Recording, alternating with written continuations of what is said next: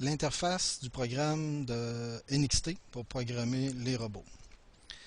D'abord, quand on entre dans le logiciel, on va écrire un titre, donc par exemple carré, pour bien identifier le programme, car si on a plusieurs programmes d'enregistrer, sans titre 1, sans titre 2, sans titre 3, ça ne dit pas grand-chose. Quand on entre dans l'interface de programmation, on va remarquer ici à gauche les différentes briques qui seront nécessaires à la programmation de notre robot. On a des onglets ici qui nous permettent de naviguer dans les différentes palettes existantes.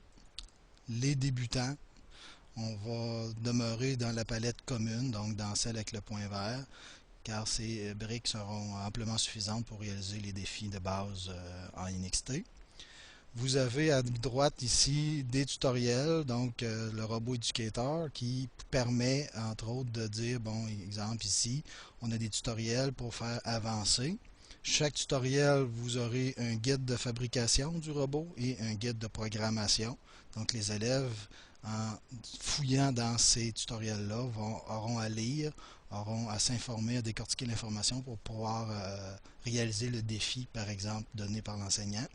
On peut se débarrasser de cette palette ici en tout simplement cliquant sur le X, donc ça augmente un peu l'aire de programmation pour notre programme NXT. Quelques trucs, donc on a à prendre la brique, à venir la déposer sur notre ligne de programmation. La brique sera colorée foncée si elle est bien insérée dans la ligne, sinon elle sera tout simplement pâle. Le copier-coller fonctionne sur les briques. Donc, par exemple, on a cette brique-là qu'on veut répéter parce qu'on a programmé, on a mis les caractéristiques dedans. Donc, on peut copier la brique et venir par la suite coller cette même brique. Donc, je n'ai pas à refaire les caractéristiques qu'on verra dans une autre vidéo plus tard.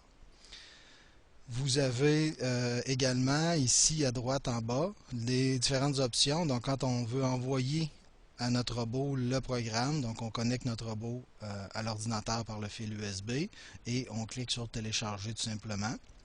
Ici, quand on a la brique connectée, on a de l'information sur la brique, donc sa mémoire.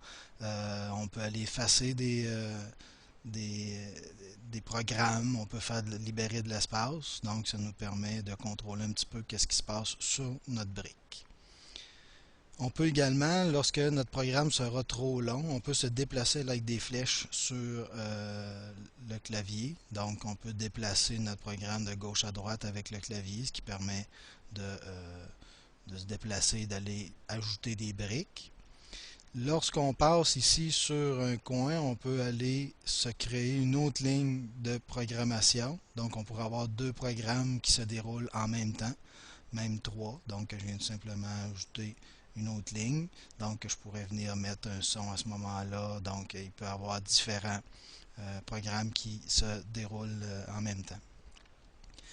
Donc, c'est l'interface de base de notre logiciel. Dans les prochaines vidéos, on va voir un peu comment les briques fonctionnent.